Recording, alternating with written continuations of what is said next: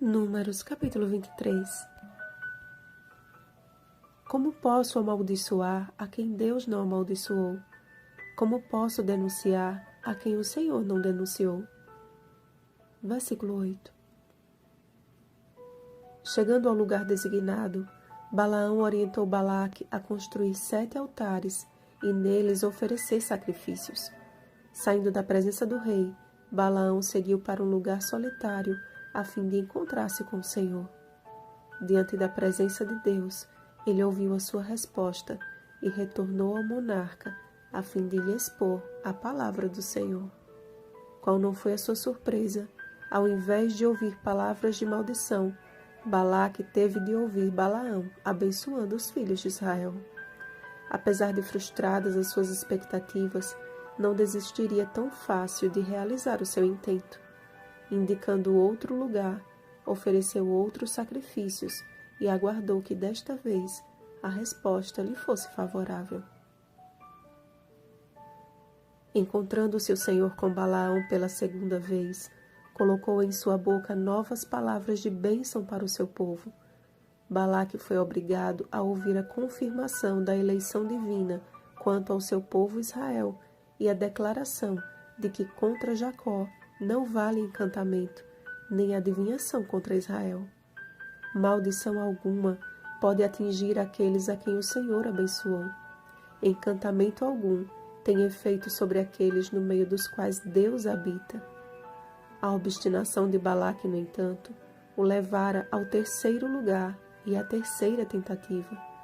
Todos os seus sacrifícios, porém, eram inúteis e desprezíveis aos olhos do Senhor.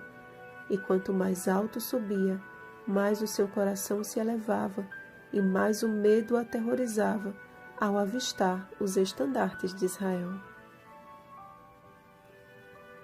A prática do uso de encantamentos e agouros a fim de prejudicar alguém não ficou no passado, apenas mudou de forma. É uma prática mais comum do que possamos imaginar o uso de maldições. O ocultismo ainda permanece destilando seu veneno para os que não se submetem à proteção divina.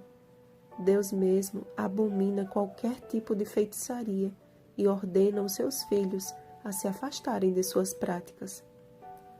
Não vos voltareis para os necromantes, nem para os adivinhos. Não os procureis para ser descontaminados por eles. Eu sou o Senhor, vosso Deus. Levítico capítulo 19, versículo 31. Quando vos disserem, consultai os necromantes e os adivinhos, que chilreiam e murmuram, acaso não consultará o povo ao seu Deus? A favor dos vivos se consultarão os mortos? Isaías capítulo 8, versículo 19. Lugares estratégicos, tentativas incontáveis e sacrifícios vazios nunca terão o poder de tocar num só fio de cabelo daqueles que pertencem a Deus. Sabemos que todo aquele que é nascido de Deus não vive em pecado, antes, aquele que nasceu de Deus o guarda e o maligno não lhe toca. 1 João capítulo 5, versículo 18. Cristo Jesus, o Senhor dos exércitos, assume a linha de frente da batalha de todo aquele que o aceita como Senhor e Salvador de sua vida. Os inimigos podem ir de um lugar a outro em uma sina incansável para destruir os servos de Deus, mas sob a fortaleza inabalável do Altíssimo, nada os pode abater. Assim como Israel não fazia ideia do que acontecia acima deles, muitas vezes não temos noção das tentativas frustradas do inimigo em nos derrotar. Precisamos estar constantemente vigilantes quanto ao grande conflito em que estamos envolvidos. Eis a nossa segurança. O Senhor, seu Deus, está com ele. No meio dele se ouvem aclamações ao seu rei. Seja a nossa vida uma oferta contínua de louvor e adoração ao nosso Rei, e Ele nos guardará do mal, inclusive e principalmente quando estivermos em condição mais vulnerável. Façamos da oração de Davi a nossa oração hoje.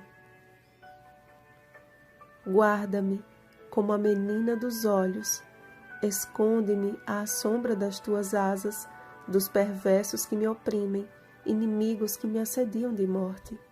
Insensíveis, cerram o coração, falam com lábios insolentes, andam agora cercando os nossos passos e fixam em nós os olhos para nos deitar por terra.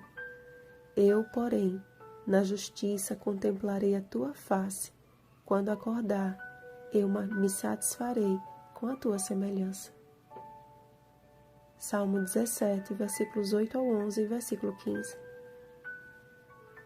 Bom dia, nascidos de Deus. Rosana Garcia Barros.